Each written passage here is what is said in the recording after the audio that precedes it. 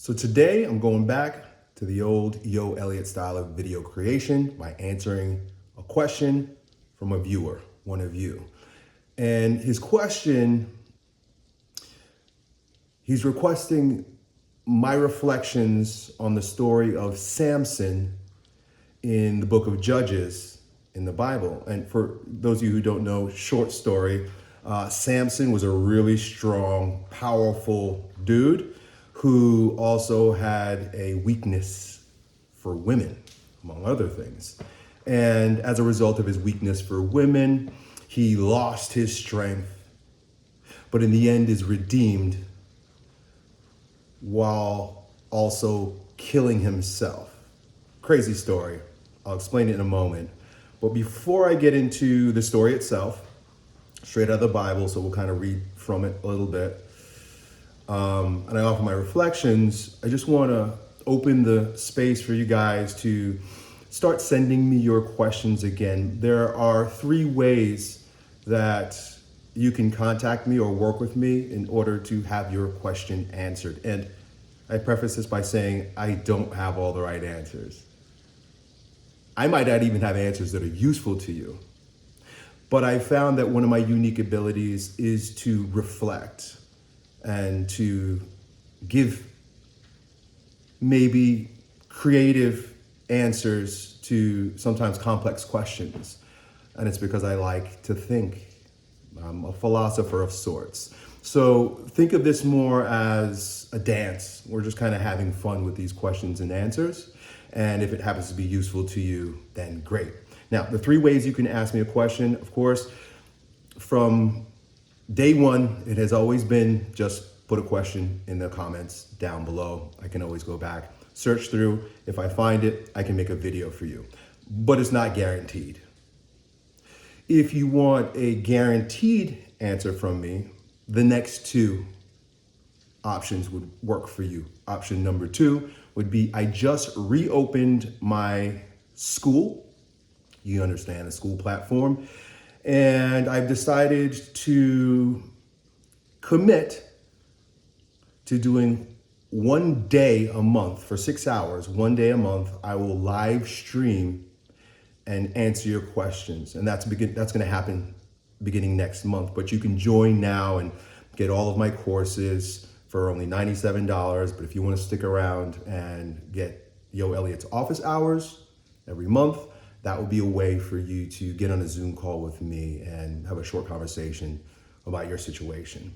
And then the 3rd option is to hire me for a guidance call. If you want private one-on-one conversation with me, you can do that. All the links are down below. So today's question, what do you think about Samson, bro? So I figured the best way to approach this is with a little bit of background on Samson. Like this, the Bible gives a background on this guy.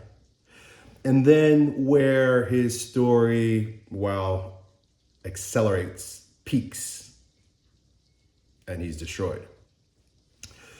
So real quick, just took some bullet points from, now we're in the book of Judges, chapter 13, 14, 15, and 16. And the way Samson comes into the world, in other words, how he's conceived, is very interesting. Bible scholars might call his birth and even his life a Christology, which means he foreshadows Christ in the Old Testament. And you see it right away because his mom can't conceive children, so she's barren, right? Whether or not she's a virgin, I'm not sure, but she has not conceived yet in her life. And an angel comes to her. An angel of the Lord comes to her and tells her, you're now going to have a baby. Very similar to what happens in the life story of Jesus. So it's very interesting, this concept of an immaculate conception. And I'm going to sort of philosophize around this a little bit. Once again, I'm not a Bible scholar, and this is not like sound theology. If you want precision with regard to the Bible, there are peoples and there's the church that can do that for you. But I'm having fun with y'all here today. And so this idea of an immaculate conception as it relates to us, right? Like, because the Bible is of no value if we can't use it, right?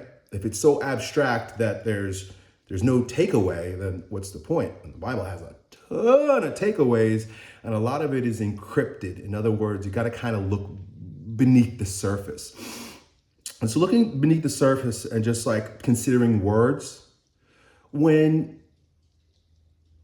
a woman conceives a child, right? A seed is planted and a life begins to grow. We use the word conceive, conception, right? But we also use that word when we are creating something new. Like you conceived of a new invention, you conceived of a new business, you conceived of a vision for your house. It was conceived. Now, I don't know the etiology of the word or the etymology of the word, conceive, but I do know that con is with.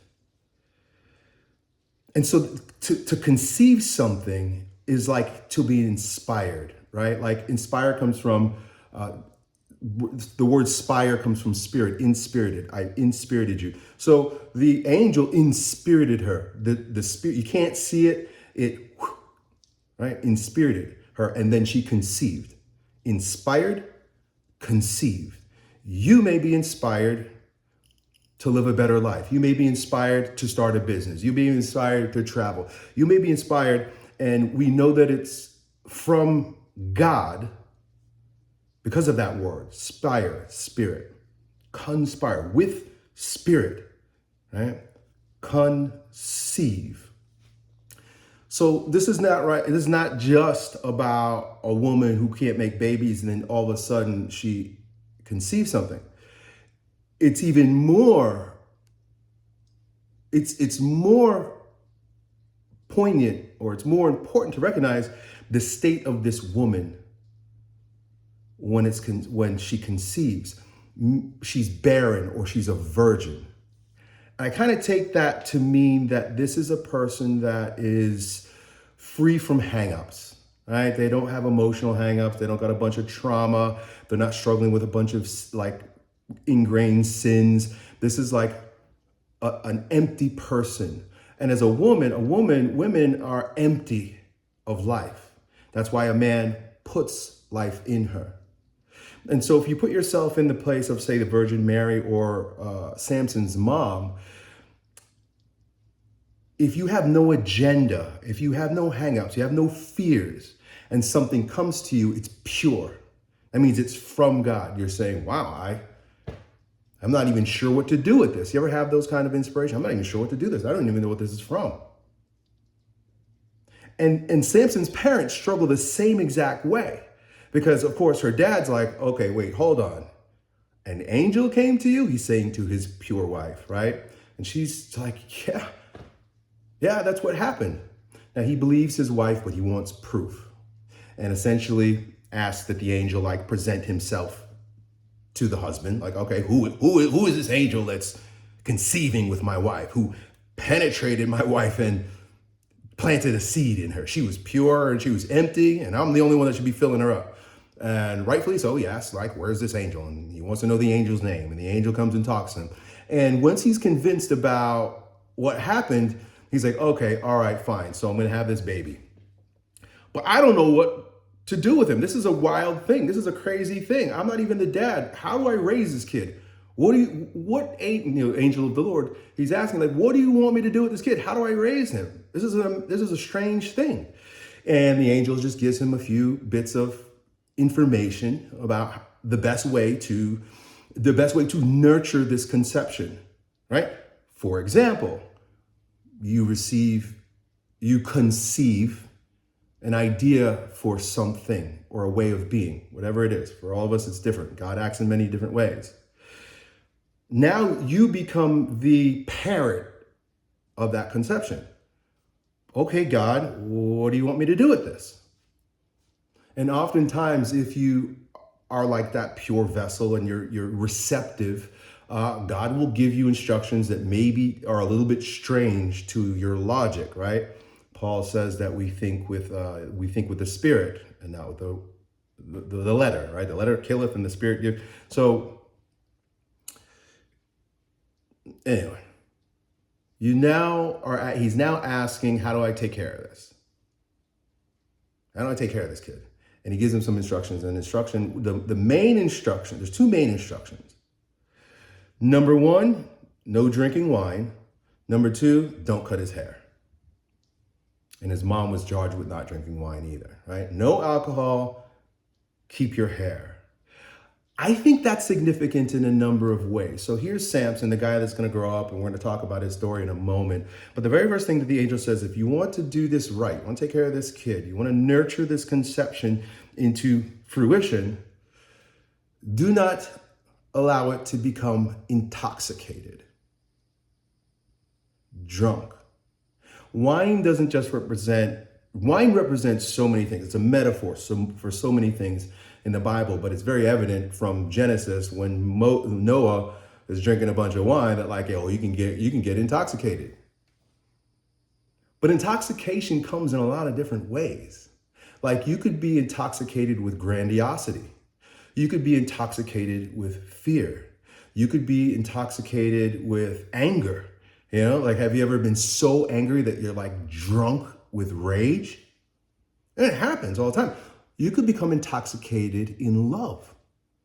How many times have you fallen in love and you're like, I'm beside myself, right? That's why they say that. She was beside herself. Oh, beside herself in love. Or even the term falling in love. You know who falls? Drunk people. Drunk people trip and fall. Falling in love is an intoxication. So the very first thing that I'm starting to see here is that the angel is warning about emotional intemperance, concupiscence, right? We read it and we think okay, wine is bad, but we know that wine is a metaphor for a lot of different things, and of course you can abuse it. But it's the intoxication that we're all susceptible to from the time before we're of age to drink wine, that is to be considered here. Intoxicated with emotion. And I think Samson was pretty much an emotional guy. As big and tough as he was an emotional dude. And the angel sort of warns about this. Don't let this guy drink anything. You could drink your own bullshit. Drink anything. You could drink into a woman, right? Just think about a woman that you just crave. You drink her. No drink. No intoxicating drink. Right? He's got to remain the way the mother is, who had no intoxicating drink. She's got to remain sober-minded. And then the second half, don't cut his hair. Don't cut his hair. Hair in this instance, I perceive as prayer or communion with the Creator. Why do I say that? For a number of reasons. And of course, this is all metaphor, and it doesn't mean that I'm right. Hair is on top. And hair, when it begins to grow, it does what? It reaches up. It reaches up, right? When my hair starts growing here, it's pointing up, right? It's almost as if they're antennas reaching up out of the head. And recent science has kind of shown that there is some sort of subtle spiritual power having hair.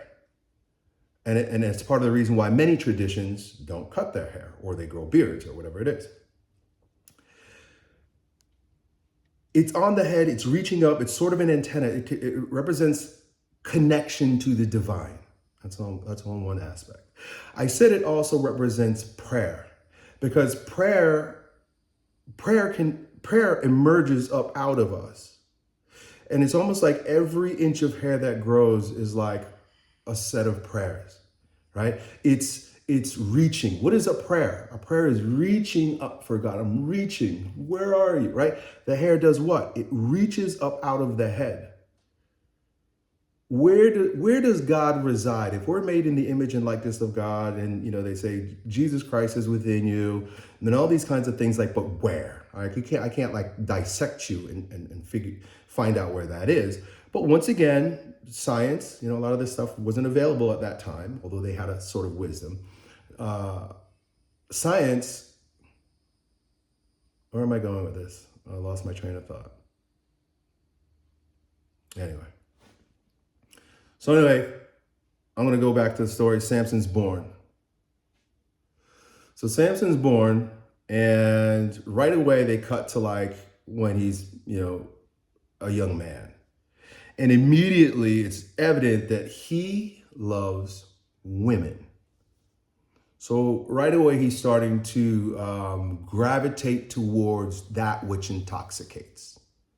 It's evident right away. I mean, like the first thing that we learn about Samson, let's see if I can find out where he was born.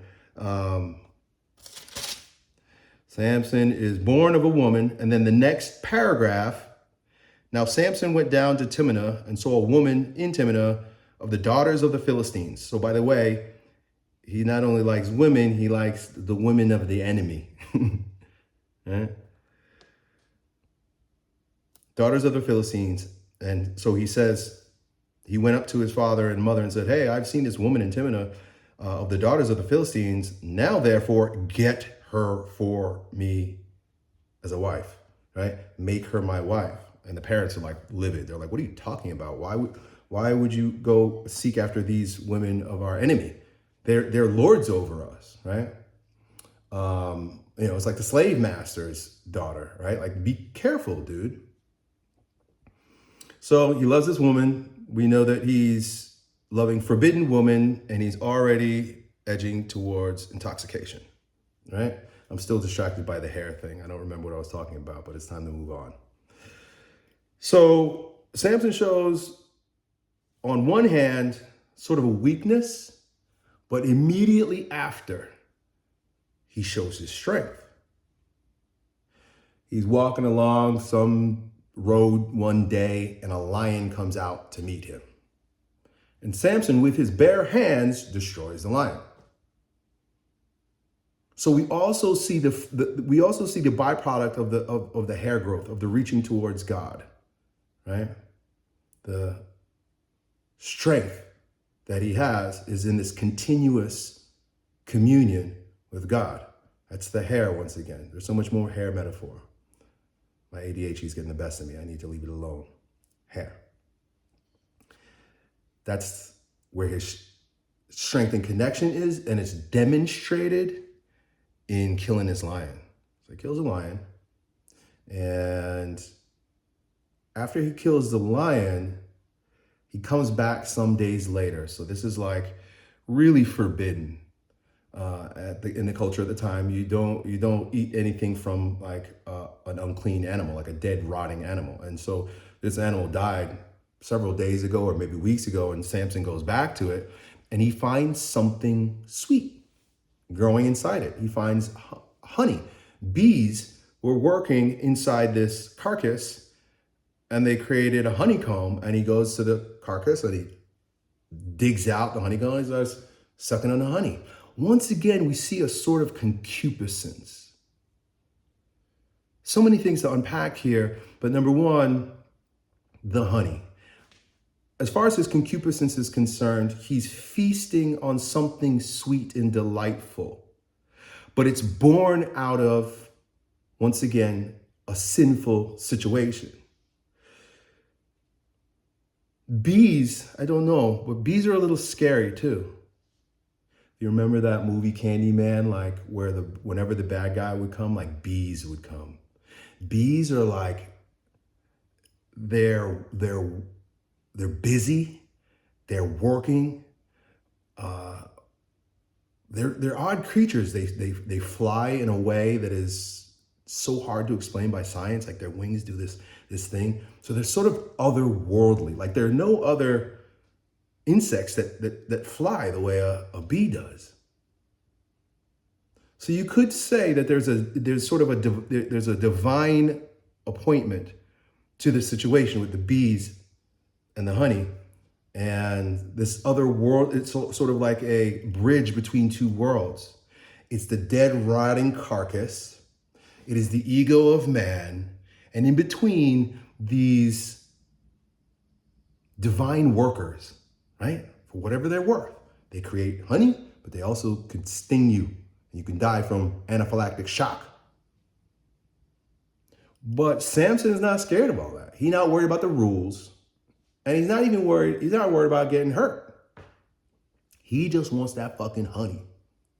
And so he eats the honey, And people find out, he shares the honey with people, and his wife and a bunch of other Philistines that are associated with the wife, they come around, and he tells them a riddle, right? It's real odd. It's a strange riddle. So he tells them this riddle, right? So after I busted up this lion, I'm eating the honey, and you guys are enjoying yourselves, I'm gonna give you guys a riddle, and if you figure out the riddle, I'll give you a bunch of stuff, 30 pieces of linen, whatever that may mean. And if you figure it out, I'll give it to you. But if you don't figure out the riddle, you owe me. Well, anyway, days go by, nobody can figure out the riddle, and his wife starts pestering him. His wife starts, so just remember, like, Samson was warned against intoxication. Women can intoxicate. And so he's got this woman, he loves his woman. His woman is from a forbidden tribe. And his woman starts crying and saying, oh, you don't love me because you won't give me the answer to the riddle. And she begs him until she finally breaks him. And this happens here, but it also happens later. And I think in one of the instances, it says that like he just got like, he got emotional. He was like, fuck, you're just leave me alone, right? You ever get that? Oh, fine, here. So out of anger or out of frustration, or just like he couldn't sit in the tension of her discomfort. You ever know that? You ever notice that about yourself? Like, it may be better for you to just like be quiet, or it may be better for you not to do something. It may be better for you not to discharge the charge, but you can't help it. It's like, I gotta do it. You're intoxicated with an emotion. That's like, I can't handle this. I can't handle it, so I must discharge it. I gotta get rid of it. That's why when people are drunk, they say things they wouldn't normally say, because they've been holding it in for so long. And then the intoxication causes it to like, there it is.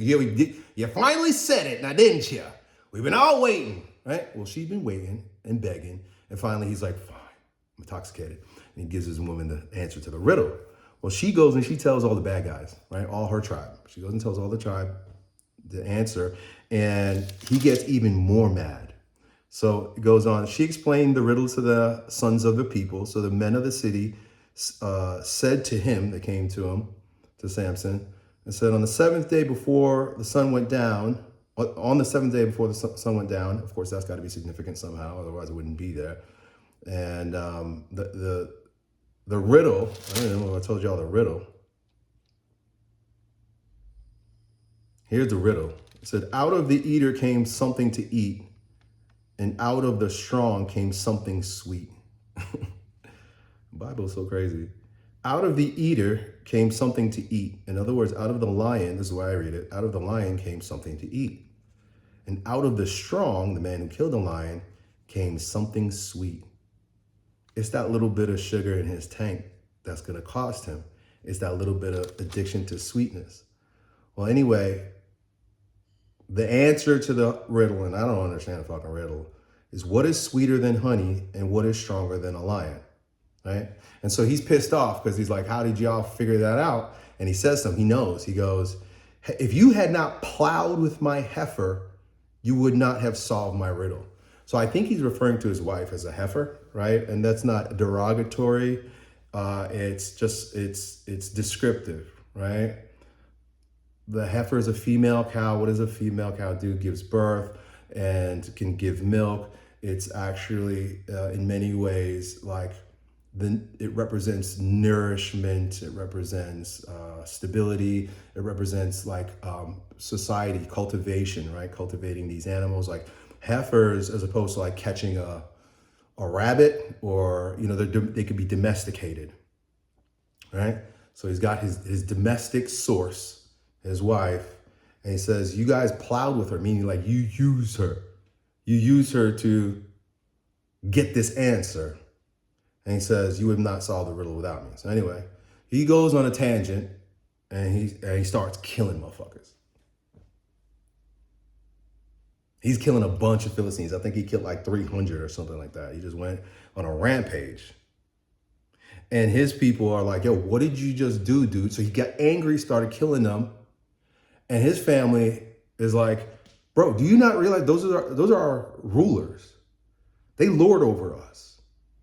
They will revenge. They will have revenge. They will enact revenge on us because of the stupid shit that you're doing. Why? Once again, because they're intoxicated. Dude is intoxicated without wine. Because of your concupiscence. Because of your emotionality. But yet this guy is immaculately conceived in a way. And he's got this connection to God. This antenna of celestial or divine blessing coming into him. So he's strong, he's capable, he's able, he's awesome. In fact, they make him a judge, right? In Israel, 20 years, and it says, and he judged Israel 20 years in the days of the Philistines. So after he did all this crazy shit, he killed a bunch of guys with a donkey jawbone.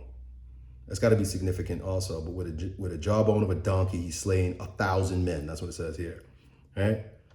I don't know if this is significant or what, but it is actually, in fact. After slaying all those dudes with a fucking donkey jawbone, he becomes very thirsty. And he goes on to say, it says, then he became very thirsty, so he cried out to the Lord and said, you have given this great deliverance by my hand of your servant, and now I shall die of thirst and fall into the hand of the uncircumcised.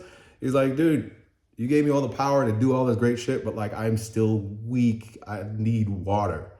And God gave him water. So God split the hollow place and water came out and he drank and the spirit returned to him and he revived and therefore blah, blah, blah. And he ruled Israel for 20 years. That's the backstory. That's the backstory. Here's how the rest of the story begins. It's funny. Now, Samson went to Gaza and saw a prostitute there and went into her. Like, that's it. The whole thing about this guy. He travels into dangerous territory and he takes reckless action out of his desire for intoxication, for concupiscence, for pleasure, for the sweetness. I think he kind of understood himself with that poem. He says, out of the strong came something sweet. He's sweet on the inside. What is sweeter than honey and what is stronger than a lion? Anyway, I'm going back to the riddle. Now, I spent a lot of time on the backstory, and I'm not going to spend as much time on the front story because you already sort of got an understanding of this guy. So I'm going to run through this pretty quickly. He sees a prostitute, and like, by the way, his wife left him too. His wife was taken away from him because he killed a bunch of her family, like the bad guys, and everybody's pissed off, and now he's like alone. Right? So that was like he should have learned his lesson then, but that was like the first strike. It was like, okay, you didn't learn your lesson, or you have a lesson to learn, but he clearly didn't learn his lesson. He lost his wife, but he goes into Gaza and he finds a prostitute, and he falls in love with the prostitute.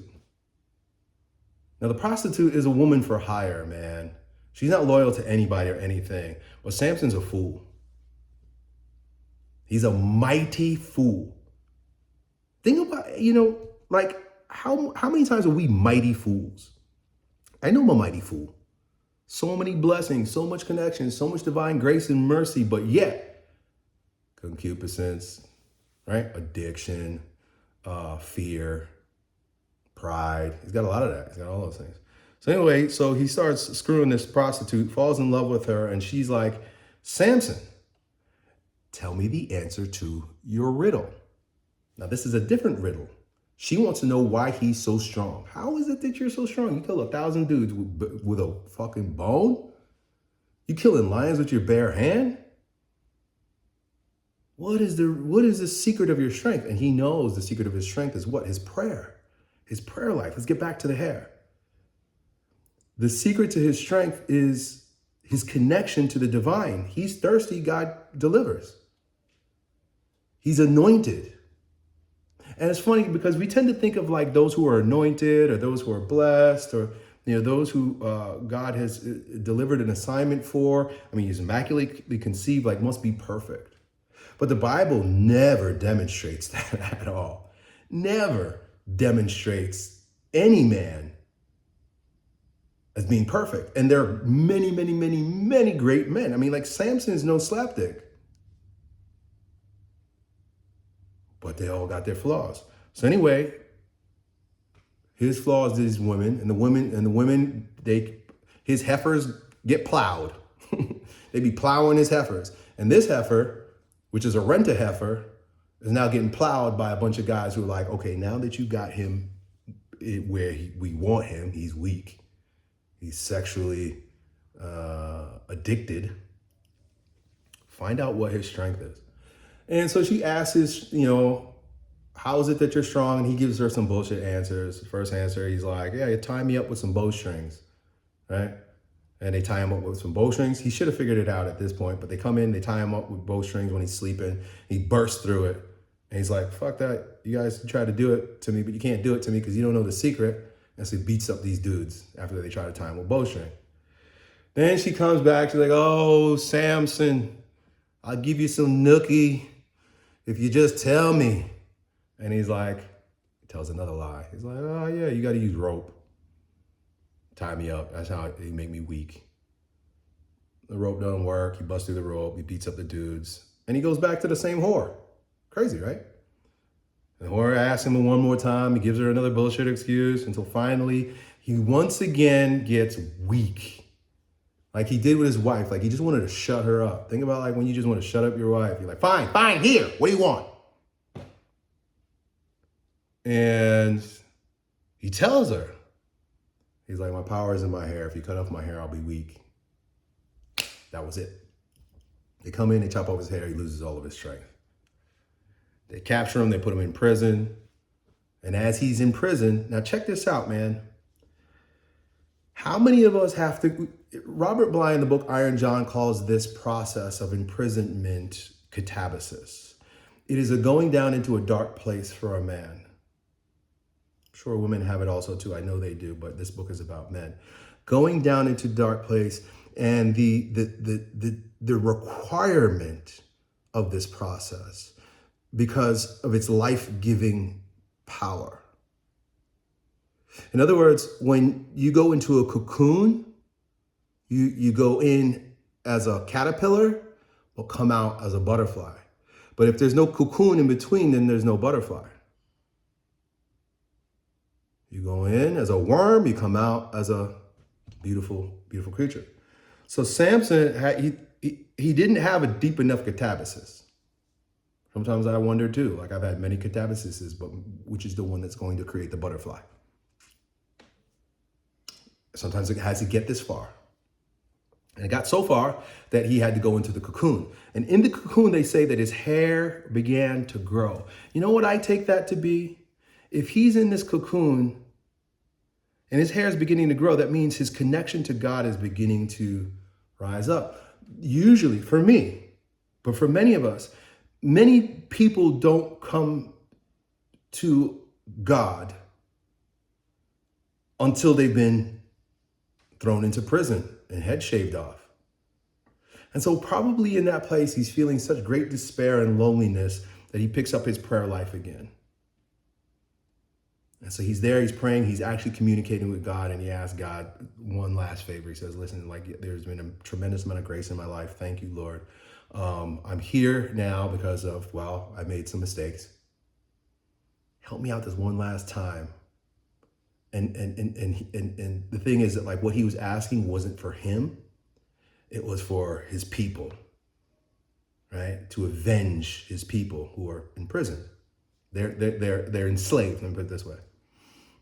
And he says, as my strength is growing, give me back my full strength so that I can, they bring him into a arena, not an arena, but like where there are pillars, right? Pole barn, that's what we call it around here, pole barn. But there's poles holding the thing up, and he gets enough strength that he's in there with, maybe there are like hundreds of people there, and he's on display. They got him in chains, and like, they're celebrating that they got this big dude. He asked them, he says, oh, I'm so tired. Can you put me where I can rest my hands on the pillars? and rests his hands on the pillars, and he's so strong he pushes the pillars and everything comes crushing down. He dies and everybody else dies.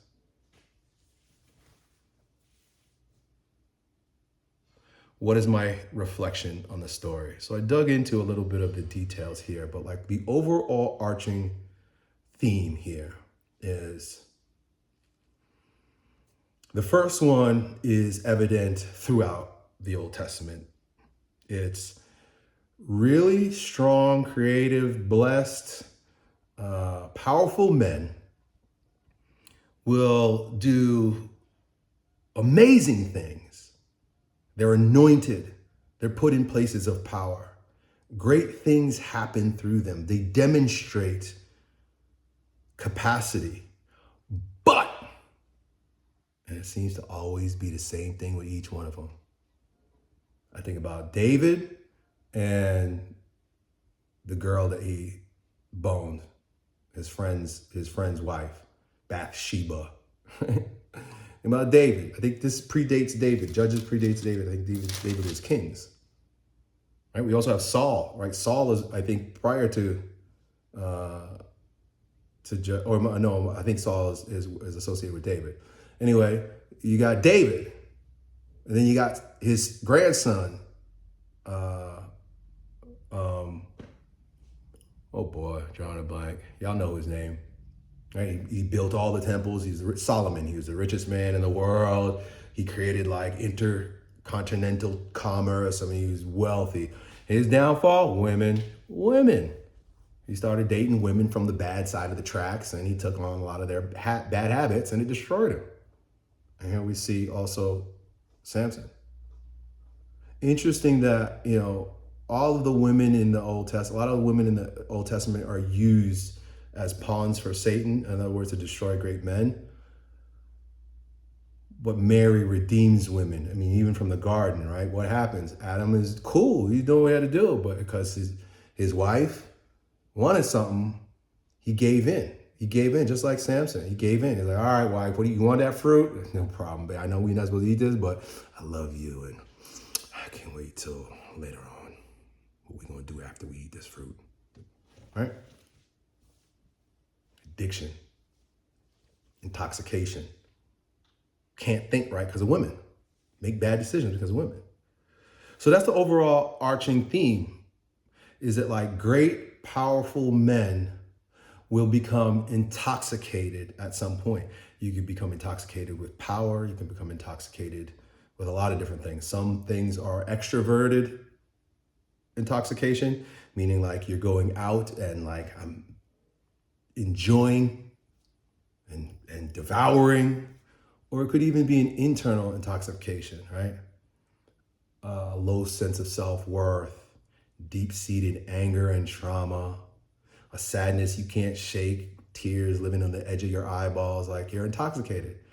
When I see someone who's deeply in need of a bioenergetic release, I can see on their face the emotion that they're carrying. It's usually very built in because they've been carrying it for so long. And immediately when there's a release, he's actually grounded again. He's relaxed. He's like, wow, oh man, I can breathe again. So that's the first thing I pull from the story. Is that like, no matter how strong you are, no matter how powerful you are, no matter how awesome you are going to fail. You're going to fail, and you're going to go into a dark place. Every single one of those three men that I just spoke about, they went into a dark place, but God redeems. Jesus Christ, when he goes into his dark place, represents the archetype of this redemption. Jesus Christ goes to his death. They say he went down to hell, on the third day rose again. Like he went down into hell. If you're living in hell right now, if you've experienced hell, if you've had a catabasis like this, right, where you peaked and then you fell, understand that you're the living archetype of Jesus Christ, the pattern of Jesus Christ, right? Not that you're the perfect man, and I love the fact that we make him the perfect man so that we have sort of a litmus test, right? Like, okay, what would Jesus do? But we're not called to be Jesus. That was his job. That was his situation. But he showed us the way. And one of the ways that he showed us was you got to die. You got to die and what? Be reborn. You're not going to change yourself. I talked about this in another video. You ain't going to change yourself. You ain't going to fix yourself. Like He came in. He literally came in with the concupiscence. Like I'm talking about Samson. He's born. The angel tells his parents what to do, but by his own decision, he's like, "Hey, I want to marry these bad women." And it shows up earlier. I want to eat this forbidden fruit. Like when he was eating the honey, that was like Adam in the garden. Eating forbidden shit. You shouldn't be eating that. But it's so sweet. It's so sensually gratifying. I need it. What else do we see about Samson?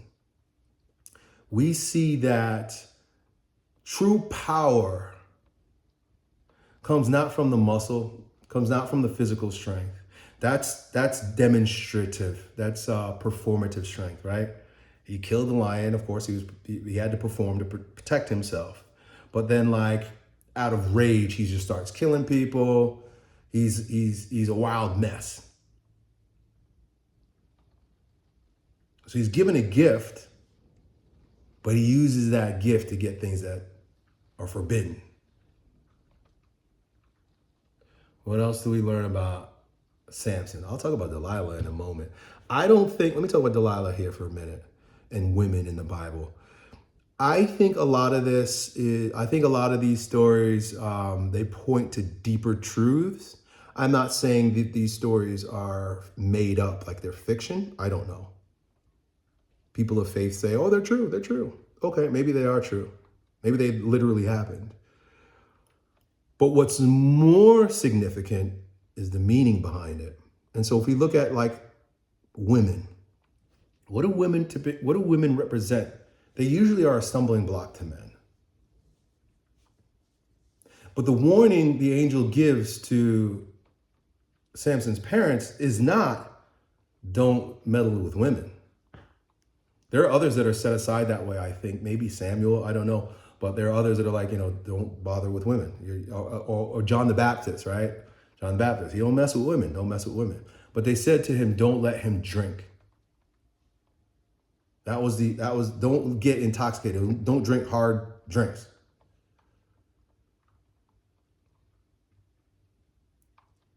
Women represent hard drinks.